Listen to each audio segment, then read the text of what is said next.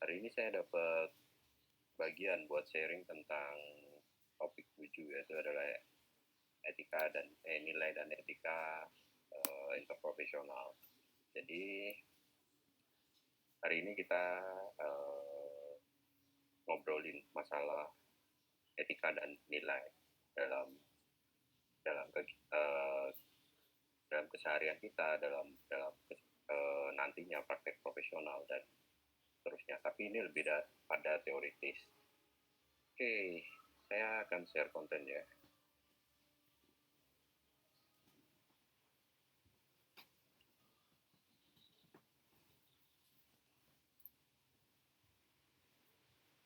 Oke, apakah sudah bisa dilihat?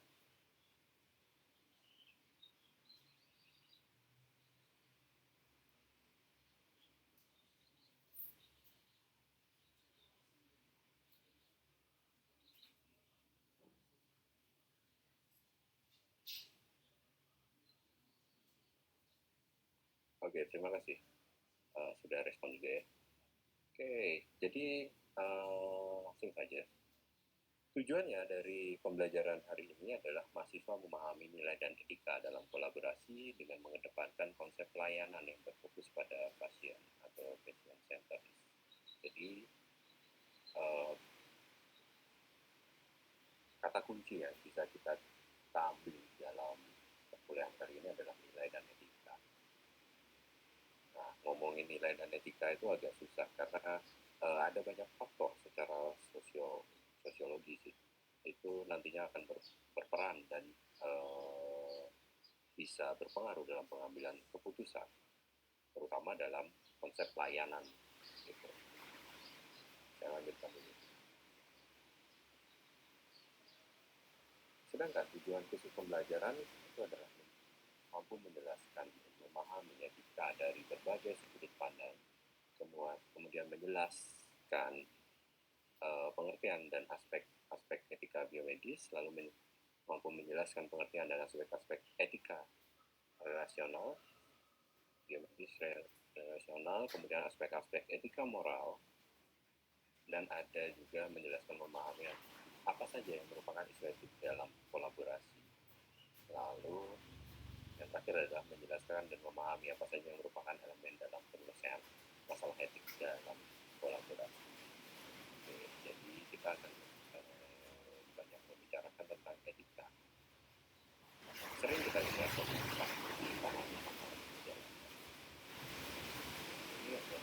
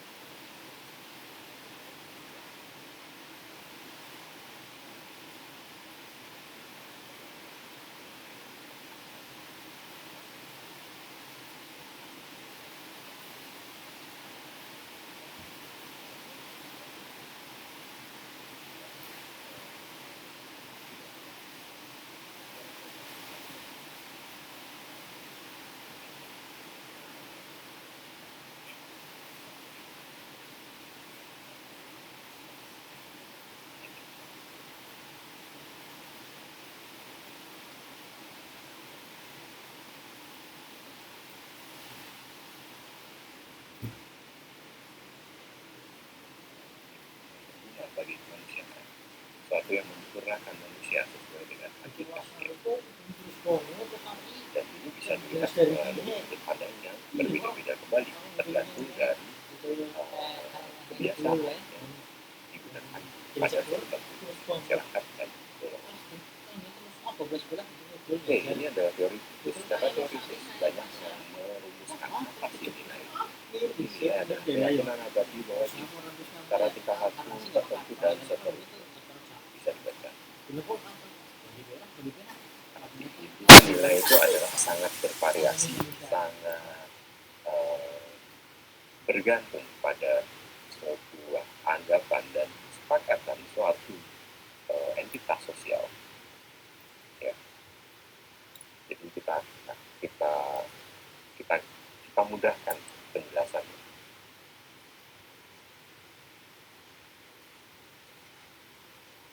Sedangkan kalau definisi yang mungkin bisa kita mudahkan penjelasan adalah etika. Itu ada ilmu yang membahas tentang arti baik dan buruk, benar dan salah.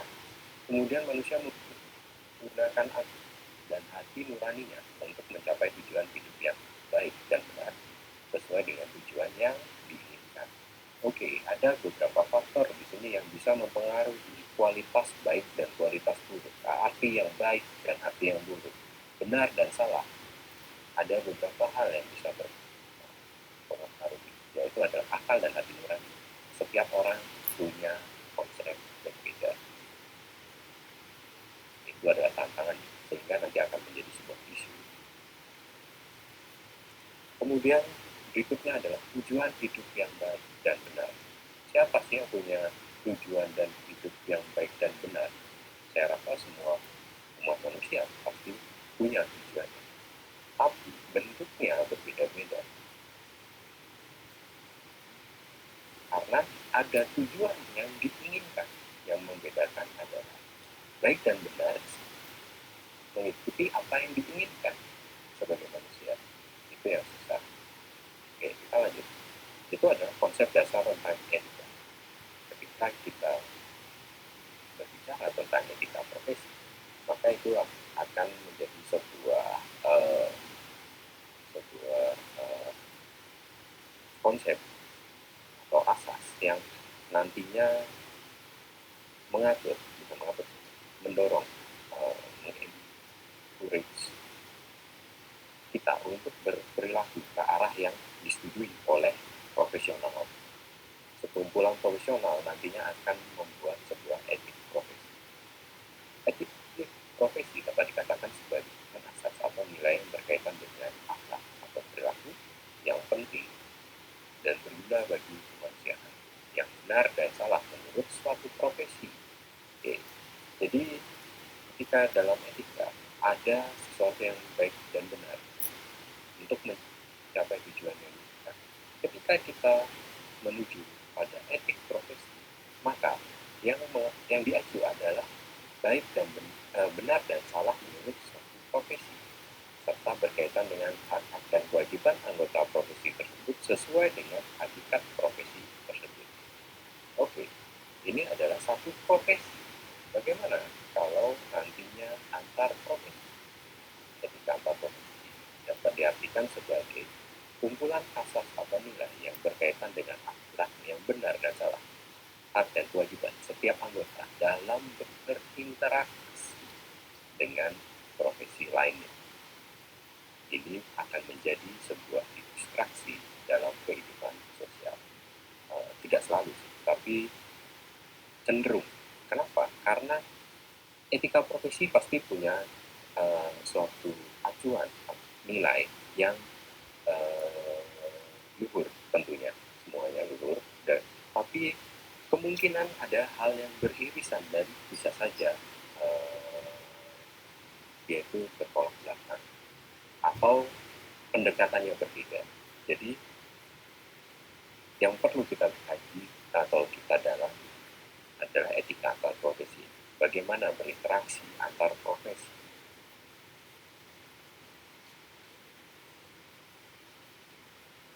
Etika antar profesi itu adalah kompetensi inti dalam pembelajaran antar profesi, pendidikan pendidikan antar profesi perlu memberi pemahaman tentang kepada mahasiswa dan calon tenaga kesehatan tentang nilai dan etika profesi kesehatan lain, sehingga dapat mengakui bahwa setiap profesi memiliki nilai etik yang bernilai sama dan penting untuk kepentingan masyarakat dalam melaksanakan pelayanan kesehatan.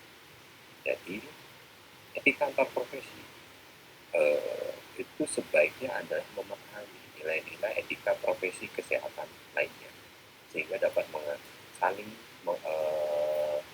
saling percaya, bisa saling berkomunikasi, bisa mengerti bagaimana konsep atau cara pandang dari masing-masing profesi. Dan kadang-kadang itu secara teknis itu bisa saja berbeda.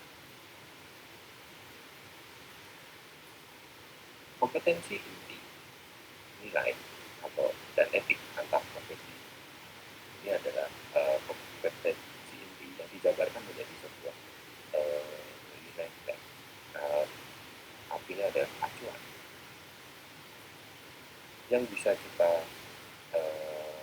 lakukan dalam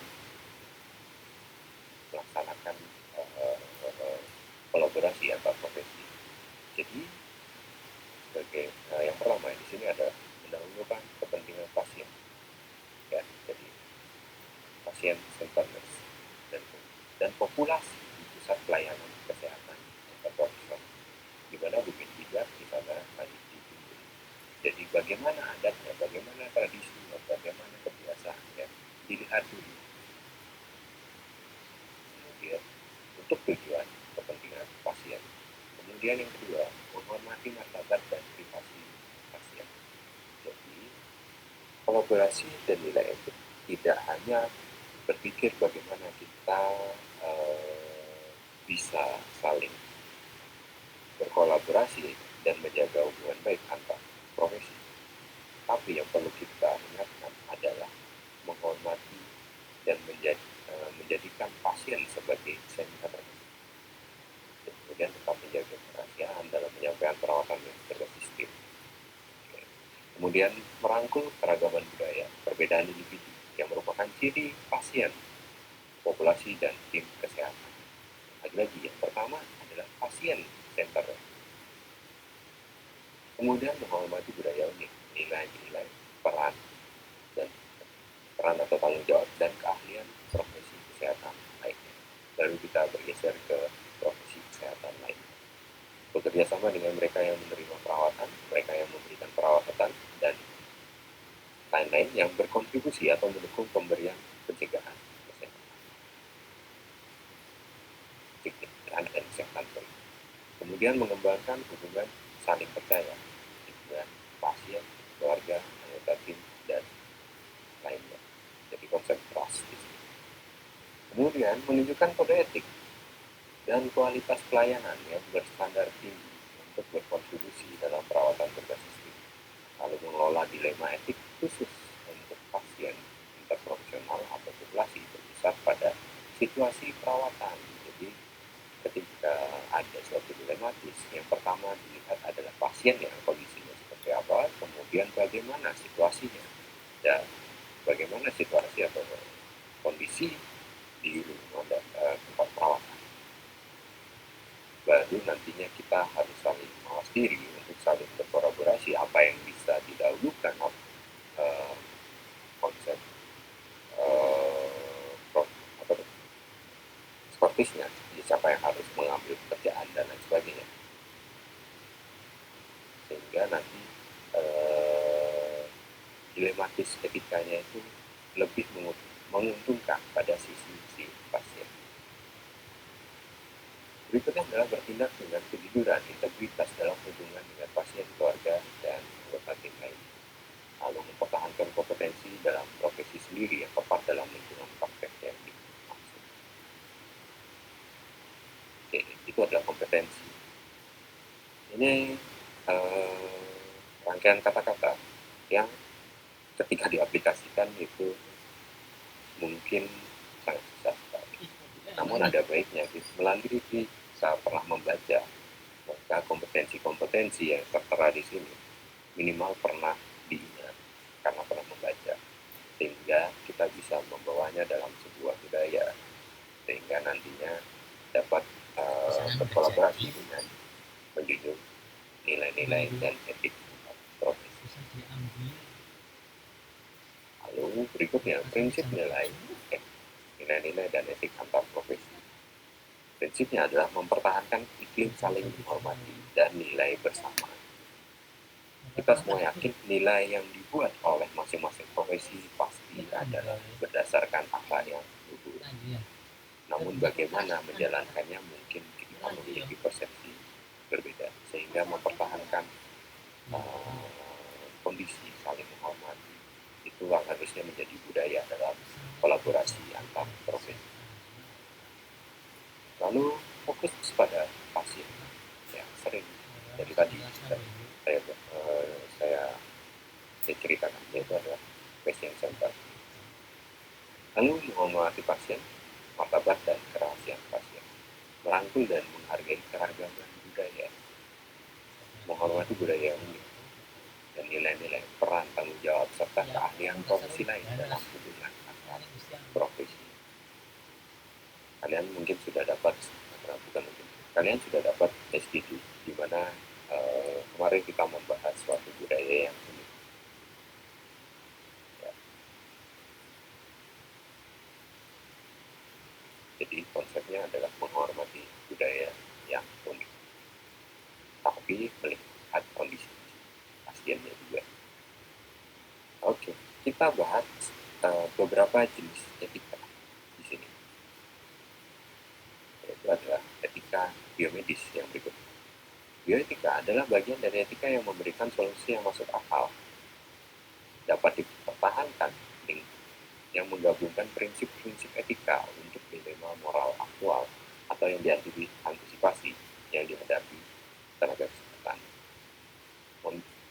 Tujuannya adalah untuk mereduksi ketidakpastian yang terdapat dalam norma-norma guna meningkatkan kemampuan teori dalam memandu masyarakat, sembari mempertahankan komitmen moral dalam norma yang asli. Jadi ketika ada suatu yang ketidakpastian dalam kondisi biomedis, kita menggunakan pendekatan etika biomedis yang memberikan solusi yang masuk akal dalam kondisi-kondisi yang abu-abu. Misalnya adalah bagaimana penanganan COVID. Tentu saja etika biomedis yang digunakan sebagai pendekatan, yaitu adalah ketika dalam kondisi ketidakpastian, kita memberikan solusi-solusi yang masuk akal dan dapat dipertahankan untuk menggabungkan prinsip-prinsip etika di dalam dilematis moral aktual. Jadi biasanya ini adalah digunakan untuk case yang baru atau case yang belum pernah kita temui sebelumnya, kasus yang belum pernah kita temui sebelumnya. Kalau secara prinsip etika biologis berdasarkan BUMN Universitas, maafkan kalau salah baca, saya nggak tahu nama orang itu. Prinsip etika biologis itu ada 4, yaitu adalah prinsip menghormati otonomi atau autonomi, lalu prinsip berbuat baik beneficent, lalu prinsip tidak merugikan non maleficent, dan prinsip keadilan atau justice. Setiap gagasan tentang pengambilan keputusan moral mengasumsikan bahwa yang terlibat dalam pengambilan keputusan telah diinformasikan secara sukarela dan diinformasikan dan diterima sukarela. Dalam keputusan perawatan kesehatan, penghormatan terhadap otonomi pasien. Jadi yang dimaksud dalam otonomi di sini adalah otonomi pasien sebagai tingkatan tertinggi yang menyiratkan bahwa pasien memiliki kapasitas untuk bertindak secara sengaja dengan pemahaman. Jadi disinilah lahir sebuah konsep informed consent. Jadi dalam perangkat ini bahasa terjemahan maaf. Jadi dalam praktek dokter pada pasien atau tenaga kesehatan lainnya, informed concern itu akan menjadi sebuah landasan otonomi yang dimiliki oleh pasien di respect for autonomy. Berikutnya adalah principle of non-maleficence. Jadi yang penting tidak merugikan untuk pasien, baik secara disengaja atau sebuah kelalaian. Jadi kita penting untuk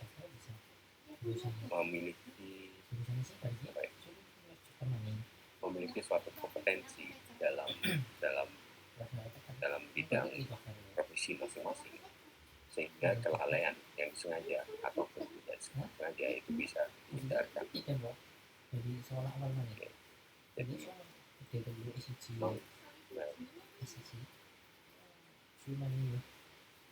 Berikutnya adalah beneficent atau prinsip berbuat baik atau selalu menguntungkan untuk pasien, memberikan benefit kepada pasien, dan tujuannya adalah menghindarkan atau menghilangkan suatu potensi merugikan bagi pasien.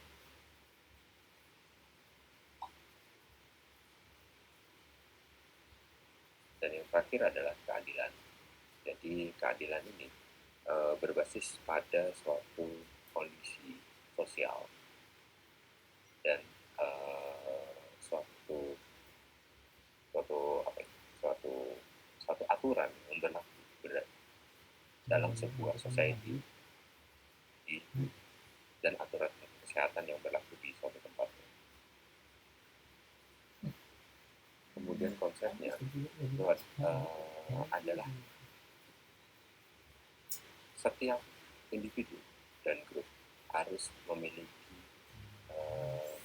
atau mendapatkan benefit dari sebuah tindakan yang kita lakukan dalam profesi. Berikutnya yang ketiga adalah etika relasional. Etika relasional adalah mengemukakan bagaimana berbagai hubungan dalam pelayanan kesehatan yang lebih baik untuk membina pertumbuhan, penyembuhan, dan kesehatan. Ini adalah hubungan di mana para profesional perawatan kesehatan bertindak sesuai dengan pengandaian keberadaan rekannya secara konkret daripada mengeneralisasi hanya berdasarkan satu orang personal. Jadi berpikir secara menyeluruh, secara komprehensif tentang apa yang dipertimbangkan oleh rekan lainnya. Jadi konsepnya adalah bagaimana sebuah kolaborasi itu merangkul semua profesional kesehatan.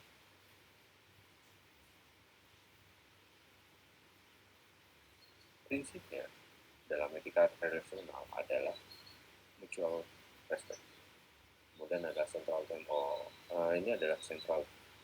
tema sentral dalam etika relasional. Kemudian yang berikutnya adalah engagement. Jadi bagaimana kita saling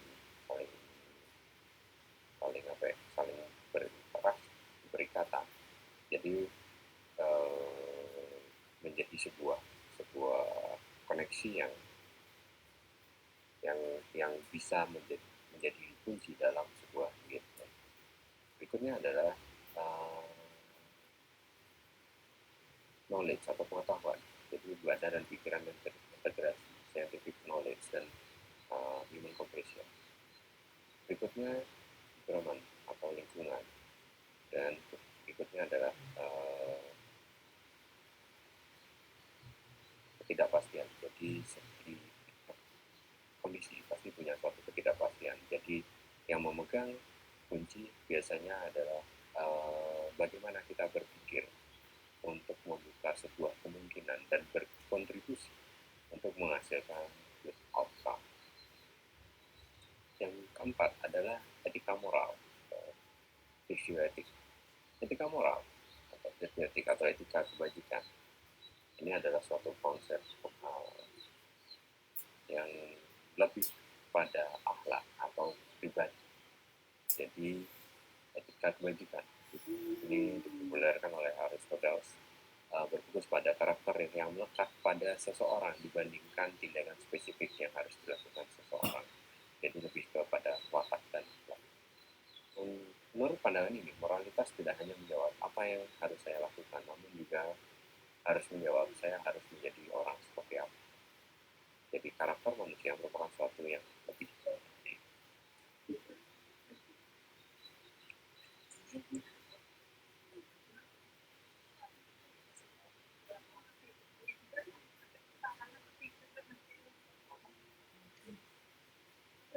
okay.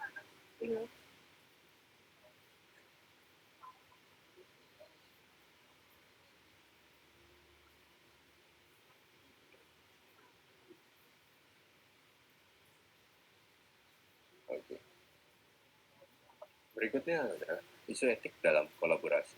Jadi yang akan kita bahas adalah isu etik dalam kolaborasi.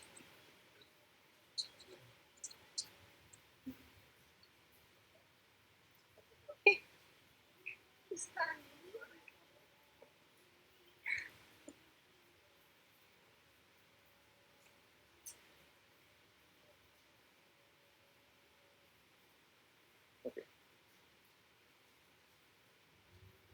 Saya lanjutkan isu etik dalam kolaborasi. Jadi apa sih masalah etik yang akan timbul dalam kolaborasi? Ini ada 3 level. Jadi ada level individual, kemudian ada tim, dan ada organisasi. Jadi berdasarkan ruang lingkup, ada di sini dibagi lagi menjadi apa sih prinsipnya, bagaimana strukturnya, dan bagaimana prosesnya. Jadi misal saya ambil contoh satu saja ya, karena perlu dijelaskan semua banyak. Dan mungkin saya tidak punya contoh banyak ini menjelaskan. Misalnya dalam sebuah prinsip dalam sebuah tim, yang perlu digunakan sebagai prinsip adalah non-discrimination, kemudian kata jujur, kemudian berpikir baik, dan keadilan, konsep keadilan dalam hubungan tim, kemudian komunikasi dalam keberadaan suatu masalah. Lalu tiap personel dalam sebuah tim harus menanamkan konsep perbedaan, nilai-nilai perbedaan metode, perbedaan kontribusi dalam sebuah tim. Jadi kita dari awal sudah harus paham bahwa kita memang punya job desk berbeda dan metodologi berbeda, kemudian kontribusinya juga berbeda, namun sangat perlu ditanamkan itu dari awal. Dan kemudian yang berikutnya adalah berbagi tanggung jawab. Jadi ketika kalau dalam sebuah tim, pasien akan menjadi senternya. Tentu apa yang dilakukan kolektif harus memberikan keuntungan buat seorang pasien.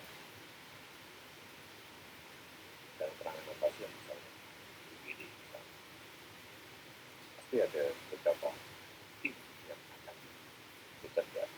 Masing-masing memiliki job desk berbeda dan ada metodologi berbeda. Lalu, bagaimana kita bisa menghormati perbedaan tersebut? Bagaimana kita mengkomunikasikannya? Dan bagaimana kita itu bisa berpikir bahwa konsepnya atau tujuan utamanya adalah untuk kebaikan pasien. Bagaimana cara strukturnya dalam sebuah tim untuk membangun sebuah ketika strukturnya kalau dalam sebuah tim itu adalah sebagai profesional knowledge ada team member.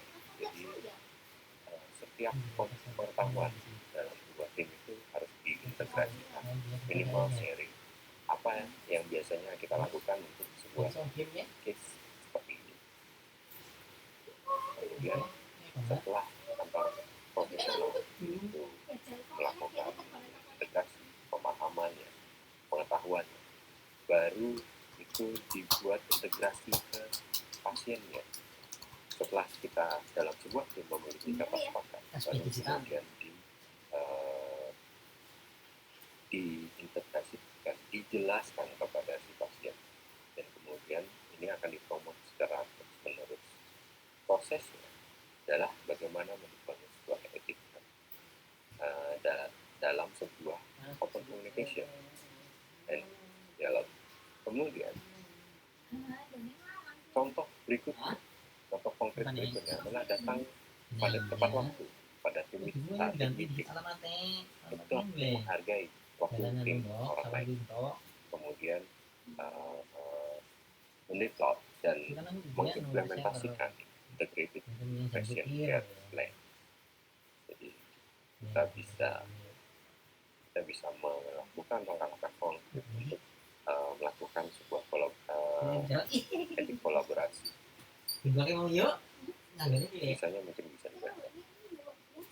Jadi dalam suatu kondisi atau case tertentu, ya, kita sebut sebagai external environmental and or situational issues, itu ada beberapa hal yang mungkin menjadi isu penting, yaitu kita sebut dengan tema, yaitu ada culture difference, kemudian ada professional issues, kemudian ada immediate resources, kemudian ada, kalau dari sisi internal issues, di sini lebih ke personal moral ya.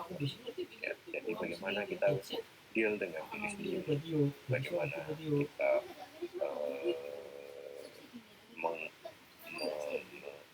memaintain hal itu yang nantinya bisa menjadi sebuah etika. Kalau dari sisi eksternal, jadi di sini ada beberapa hal yang memiliki hubungan. Kalau garisnya nyambung, ini adalah direct relationship, yang kalau garisnya putus adalah indirect relationship. Misal cultural difference. Di sini yang berkaitan dengan langsung itu adalah bagaimana otonomi seorang pasien dan bagaimana concernnya itu disetujui oleh pasien. Contohnya. Kemudian kalau dari sisi profesionalisme, di sini yang langsung berkaitan adalah adanya power dynamic, lalu ada local staff training. Jadi ini adalah langkah-langkah yang mungkin bisa dilakukan. Kemudian atau isu-isunya yang harus kita atasi. Lalu masalah berikutnya adalah limited resources, di mana ada scope of practice dan material shortage. Bagaimana scope praktek kita, siapa yang bisa mengcover kerjaan apa, dan ada nggak materialnya yang bisa kita gunakan. Ini nantinya akan dipengaruhi oleh sumber daya.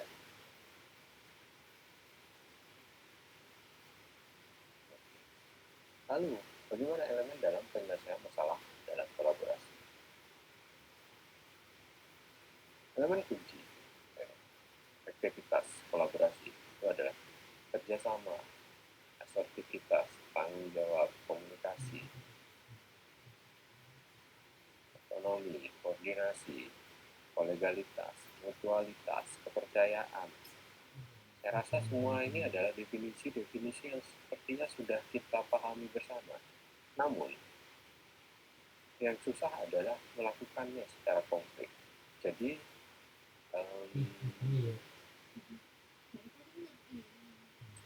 elemen kunci ini ada baiknya kita ingat dalam begini saja. Maksud saya adalah untuk mempermudah apa yang perlu kita ingat. Misalnya ada kerjasama, asertivitas, tanggung jawab, komunikasi. Definisinya tentu sudah kalian bisa baca atau kalian sudah akrab dengan definisinya. Namun yang susah adalah bagaimana menerapkannya, terutama dalam kondisi yang dipengaruhi oleh eksternal dan situational issues. Semuanya akan memiliki suatu pendekatan yang nantinya akan berbeda, tapi elemen-elemen kunci inilah yang nantinya perlu diingat selalu untuk bisa menjalankan kolaborasi yang baik. Kerjasama, asertivitas, saling mendukung maksudnya. Kemudian ada tanggung jawab, lalu ada komunikasi, ada otonomi, ada koordinasi, ada saling menghargai, ada mutualitas, artinya saling memfasilitasi, kemudian ada kepercayaan. Dan inilah yang nantinya akan membangun sebuah konsep etika dalam kolaborasi profesional. Kita stand, ready to talk. Terima kasih. Begitu saja yang bisa saya sampaikan hari ini. Mungkin ada pertanyaan. Silakan.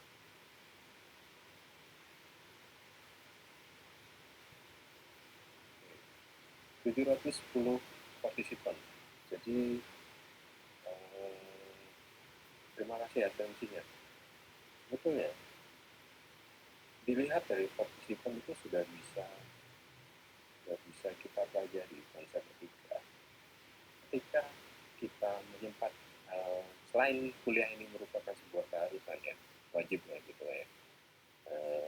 Berusaha hadir dengan jumlah partisipan yang hampir mendekati total, itu adalah sebuah gambaran bagaimana etika itu dilaksanakan. Jadi terima kasih sekali atas atensinya dan partisipasinya saat ini. Mungkin dengan segala halangannya, karena jumlahnya banyak, kemudian menjadi lemot, tapi tidak menghalangi keinginan untuk mengikuti perkuliahan. Oke. Mungkin tidak ada yang bertanya ya, nggak ada yang mau didiskusikan ya. Jadi ini adalah konsep yang gimana ya, kalau diomongin itu susah, dilakuin lebih susah lagi. Jadi lebih baik kita melakukannya secara praktis saja ya. Kita sama-sama memikirkan tentang bagaimana kita bisa berkolaborasi untuk kepentingan pasien melalui hal-hal yang bisa dilakukan di bawah dalam slide ini. Oke. Jadi tidak ada lagi yang bisa saya sampaikan. Terima kasih atas waktunya. Mungkin saya stop sharing dan kemudian saya berpamitan. Oke, jadi lewat 1 menit. Terima kasih atensinya. Masih mau dengerin saya ngomongin masalah etik. Entah itu benar atau tidak, karena kembali lagi benar dan salah itu adalah sebuah kesepakatan kalau menurut saya. Kesepakatan sosial, kesepakatan diri sendiri. Jadi itu tidak ada nilai mutlaknya. Tapi yang penting tujuannya sama-sama untuk berbuat baik. Oke, terima kasih. Selamat siang. Selamat sore. Saya tutup ya. Selamat sore semuanya. Terima kasih Pak.